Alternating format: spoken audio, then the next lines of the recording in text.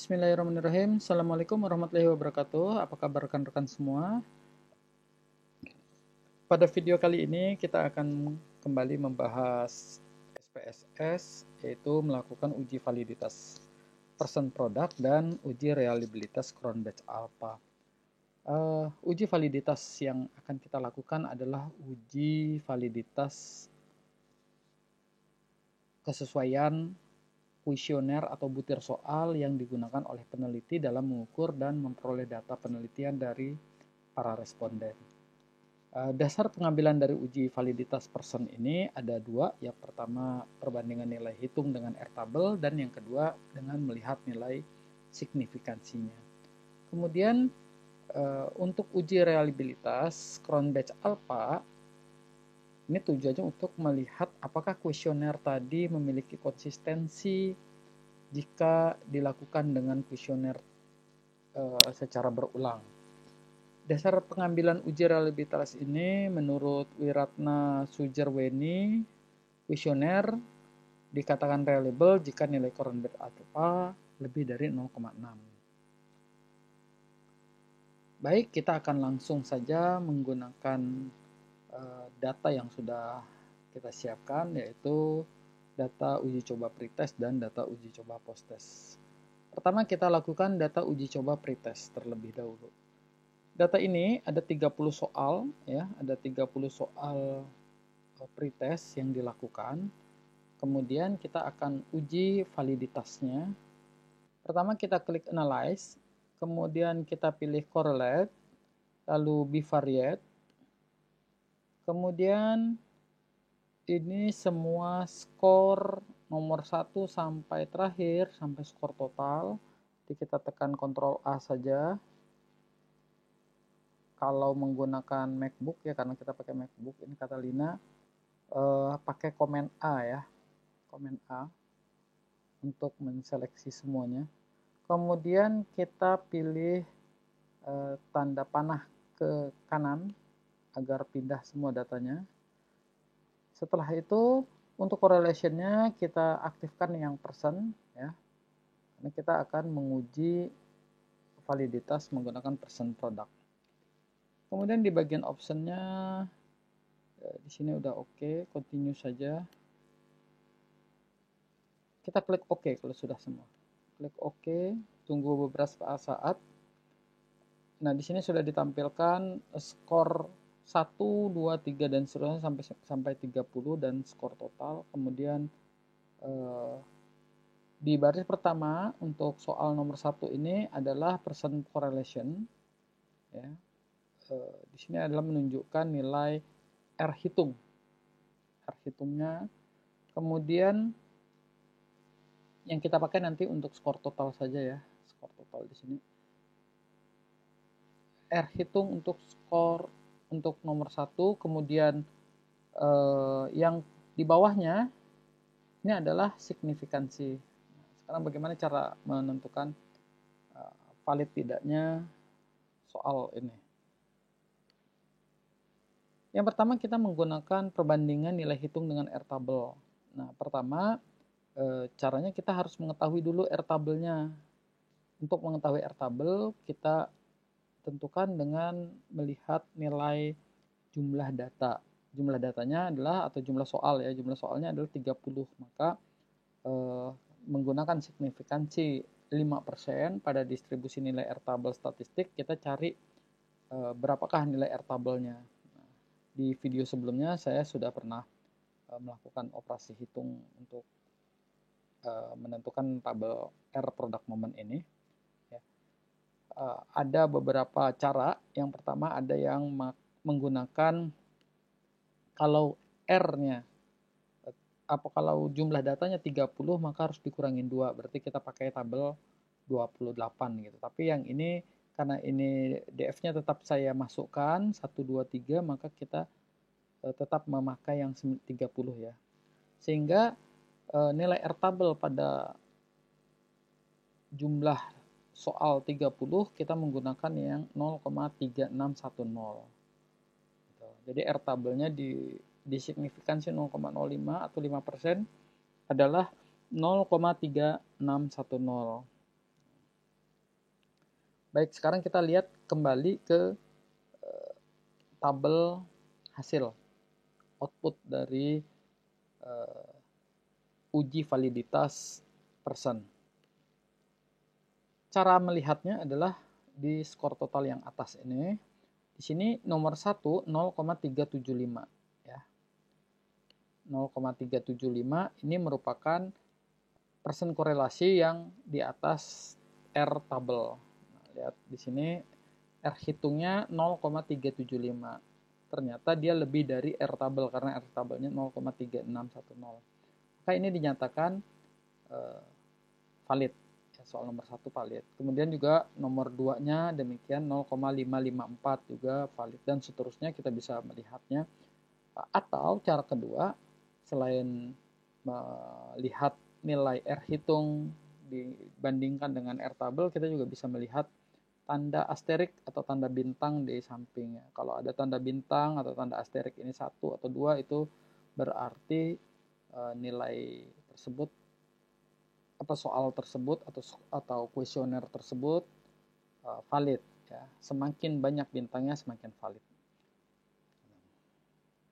Selanjutnya cara kedua yaitu dengan melihat nilai signifikansi. Jika nilai signifikansinya kurang dari 0,05 maka dinyatakan valid. Nah, ini kita lihat soal nomor 1 ya pada baris pertama ini. Untuk soal nomor 1 0,041 kurang dari 0,05 maka memang ini dinyatakan valid.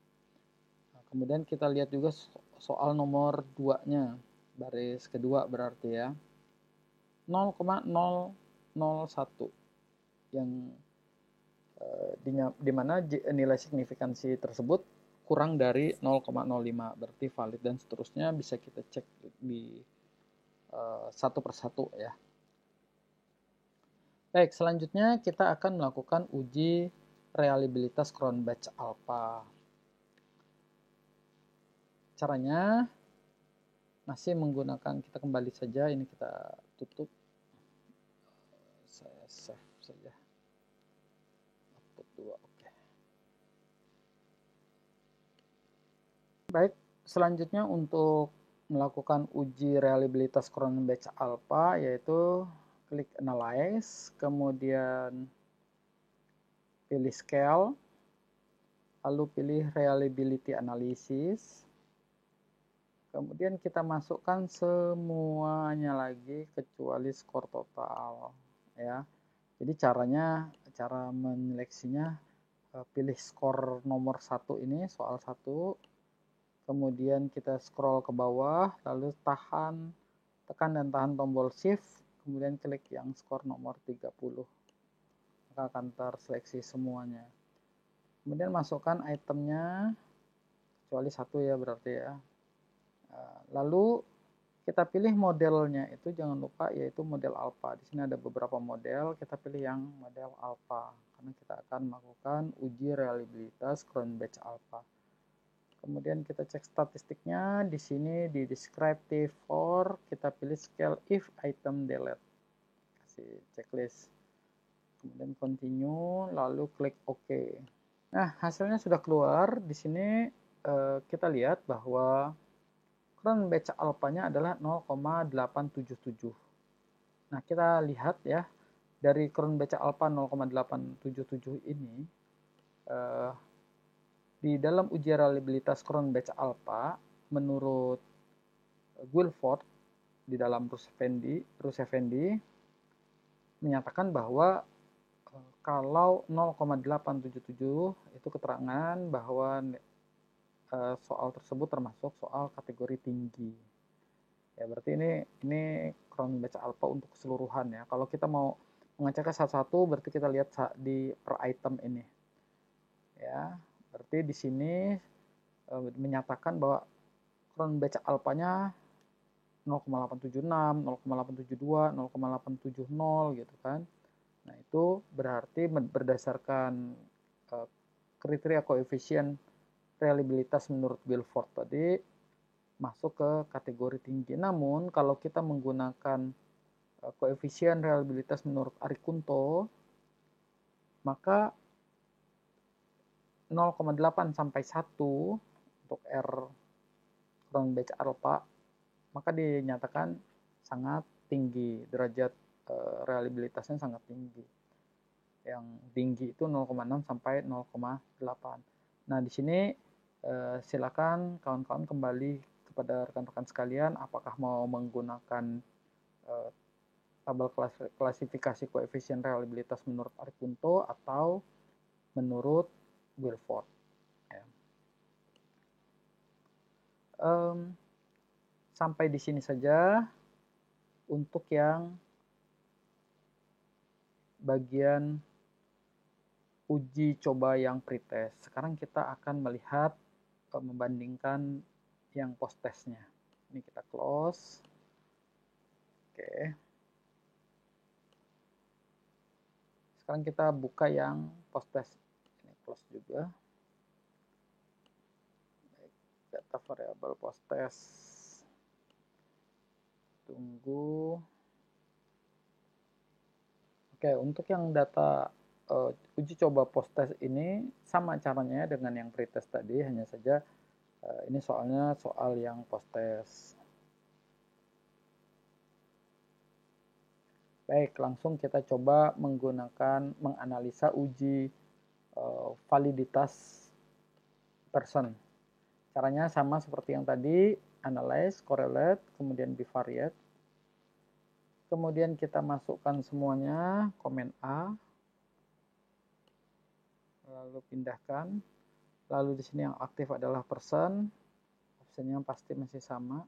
Oke, continue, klik OK. Baik, kita cek kembali di sini. Ya, ada 30 soal, tapi ini adalah soal post test. Ya. Untuk skor nomor 1, skornya adalah 0,193, berarti di sini di bawah ya. Di bawah 0,3610. Berarti ini masih tidak valid soalnya. Soal nomor 1 ini tidak valid. Kemudian soal nomor 2 0,534. Nah, ini valid nih. Yang valid itu ada tanda bintangnya ya.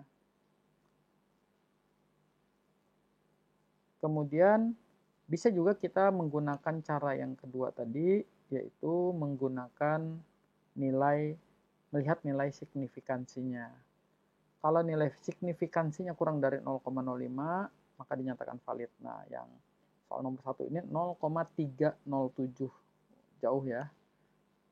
0,307, berarti ini tidak valid memang soal nomor 1. Soal nomor 2-nya sangat valid, 0,02.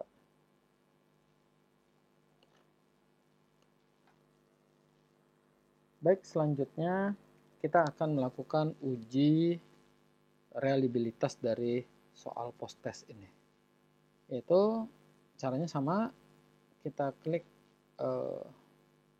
yang ini kita tutup dulu ya. Caranya kita klik analyze, kemudian pilih scale, reliability analysis. Kemudian kita masukkan semua kecuali skor total.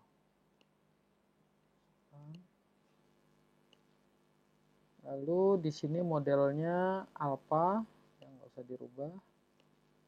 Kemudian di bagian statistik scale, if item delete-nya kita klik, continue, klik OK. Dari jumlah 30 ini, Cronbach alpha-nya adalah 0,857. Kita lihat data di sini 0,857. Misalkan kita menggunakan yang Arikunto ya, 0,857 itu sangat tinggi.